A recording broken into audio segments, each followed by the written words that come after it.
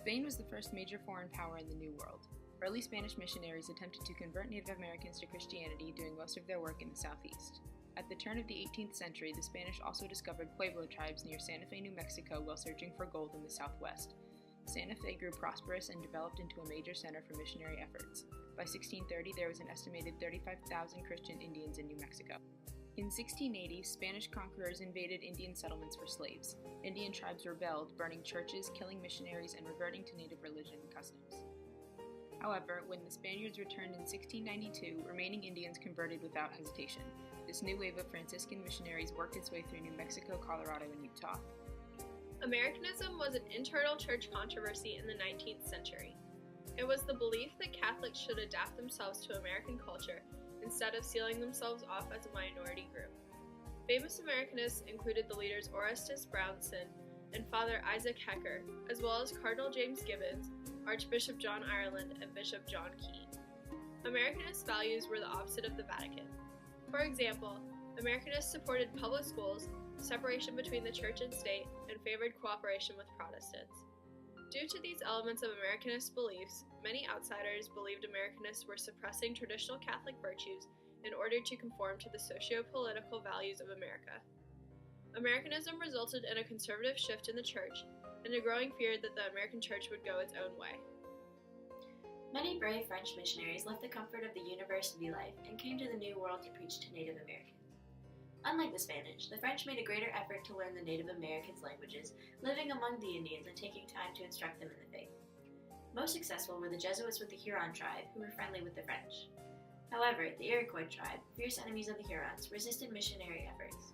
One tribe, the Mohawks, even captured, tortured, and enslaved one Jesuit preacher, Isaac Jogues, who was rescued a year later, missing several fingers. Famous Indian convert was Lily of the Mohawks, Kateri Tekakwitha. Born in 1656 to a Mohawk chief, she was revered as a princess in her village. At the age of 20, she was baptized by a French missionary, causing her to be tormented by her peers.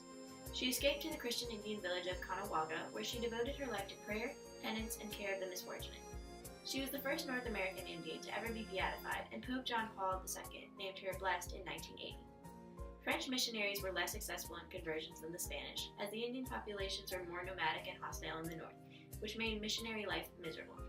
When Pope Clement XIV suppressed the Jesuit order, French missions declined in the Midwest. In addition, French and English hostilities from Europe spilled into the New World within the French and Indian War. The Hurons sided with the French and the Iroquois sided with the English, causing more tensions between the two. The Peace Treaty of 1763 that ended the French and Indian War ceded Canada to English rule, but the Quebec Act in 1774 gave French and Canadians some freedoms, one of which was practicing their Catholic faith. Americans have gained a reputation for efficiency, and this is carried over to the Catholic Church. In 1917, the National Catholic War Council mobilized Catholic relief efforts during World War I. This agency then became the National Catholic Welfare Conference, where it served to advise bishops and coordinate their efforts in the areas like education, national legislation, and immigration.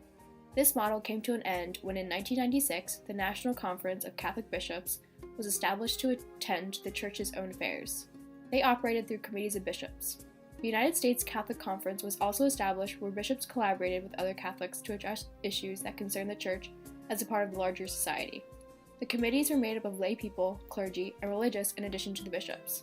On July 1, 2001, the NCCB and the USCC were combined to form the USCCB, the United States Conference of Catholic Bishops. Efforts in the area of racial justice unfortunately reflected the general American attitude at this time.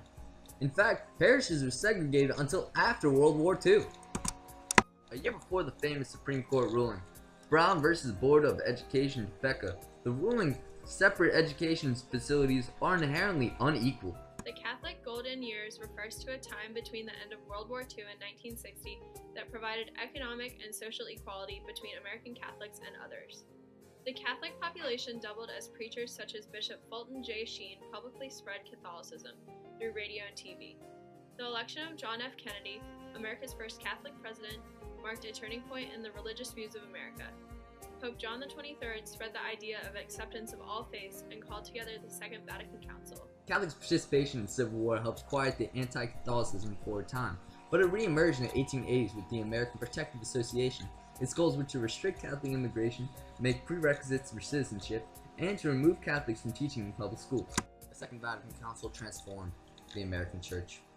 America during this time was being challenged by a sexual revolution, as well as the assassinations of JFK, Martin Luther King Jr., Robert Kennedy. The Civil Rights Movement was gaining steam, and the Vietnam War was escalating. Catholics attract national prominence in many ways.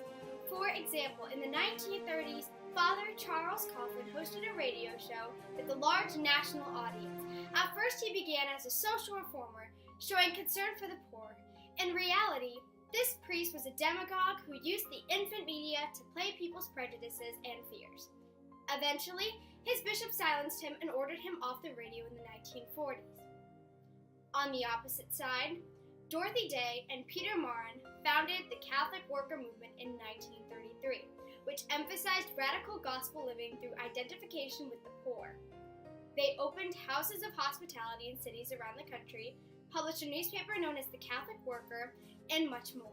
This reminded Catholics that the Christian vocation belongs to everyone, laity and clergy alike. In 1789, John Carroll became America's first bishop. After studying and teaching for many years, he was appointed superior of the American mission. After being appointed bishop, Carroll began his work immediately, supporting a strong Catholic press, Catholic education, and English in the liturgy. Carroll also helped to found America's first Catholic university, Georgetown University, founded 4 dioceses, and was appointed Archbishop of the 5 United States dioceses. John Carroll was also influential in the solving of the problem of lay trusteeism, or the practice of incorporating church property in the name of the laity. Carroll permitted limited lay trusteeism, refusing the laity the right to hire or fire priests. After foreign-born priests caused divisions due to language, the First Provincial Council of Baltimore in 1829 condemned lay trusteeism, diminishing the voice of the laity in the church. As his career progressed, Carroll emphasized more and more the role of the bishop as a central figure. Carroll was a major figure in American history, and the Catholic population saw 165,000 person growth in the 25 years before his death in 1815. In the 19th century, millions of Catholic immigrants were flooding into the church. The church in turn had to assimilate them into a large, sometimes hostile society. 19th century immigration coincided with the growth of public schools. Protestants, however, dominated all aspects of emerging policies. Due to the unrest between Catholics and Protestants, bishops turned to parochial schools to provide religious instruction to Catholics. The Third Plenary Council of Baltimore decided that each Catholic parish must have its own school.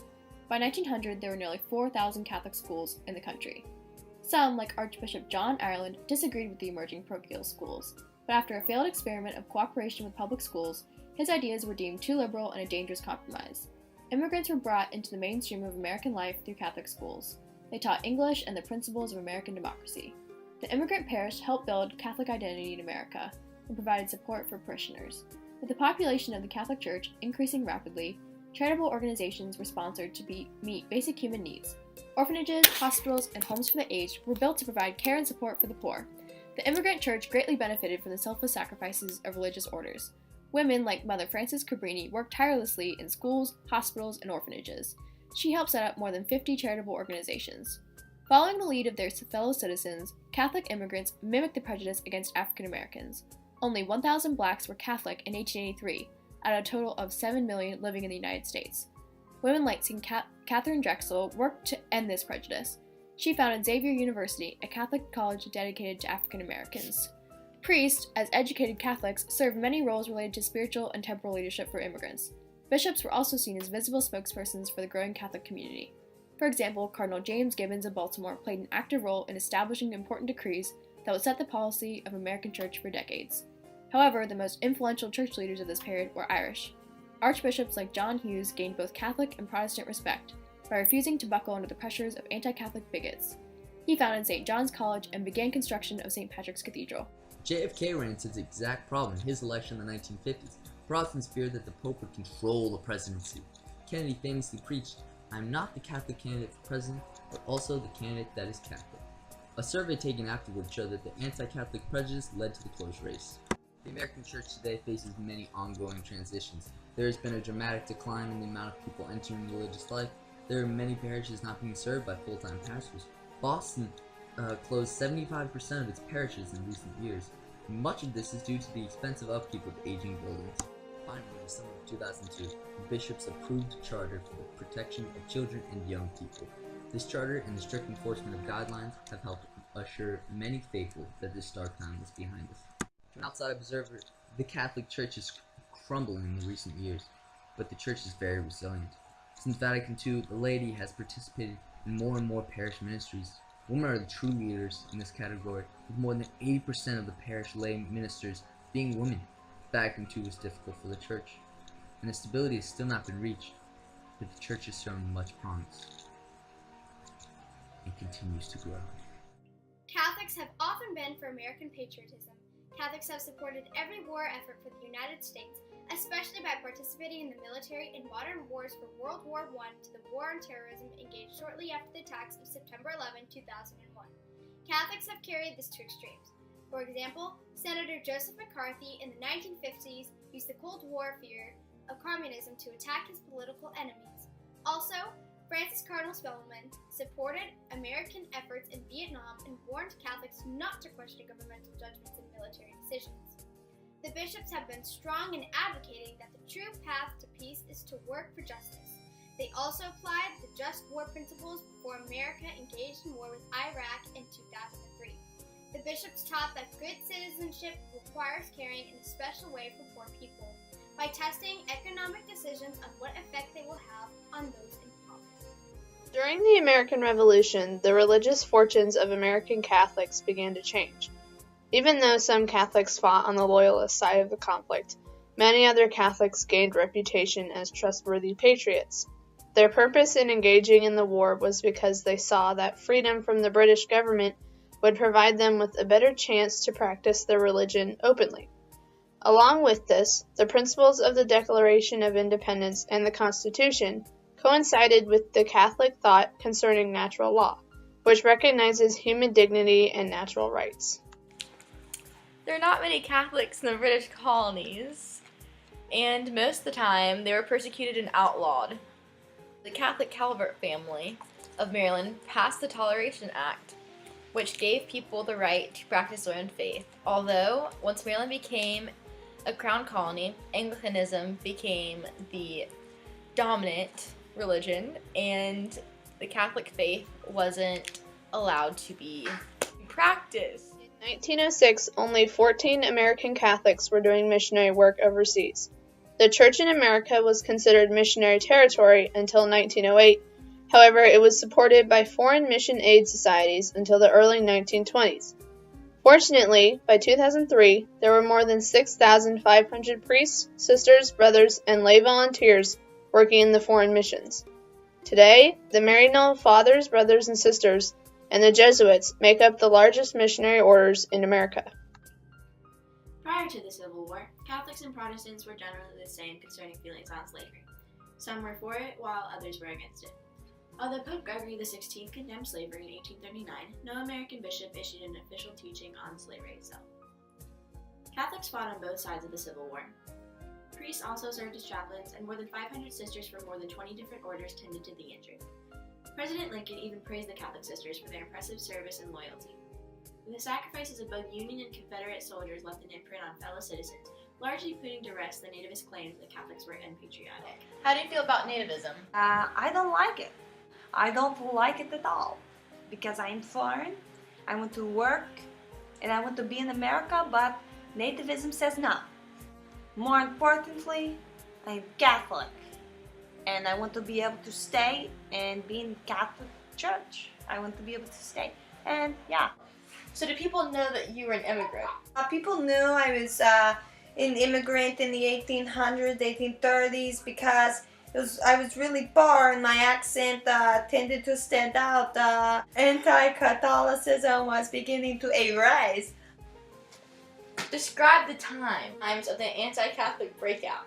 Well, it was pretty bad because we had a lot of mobs and riots, and it was very scary. There was fire, burning convents, and churches. They like destroying church property. They were destroying church property. The Was anti-Catholics were destroying church property.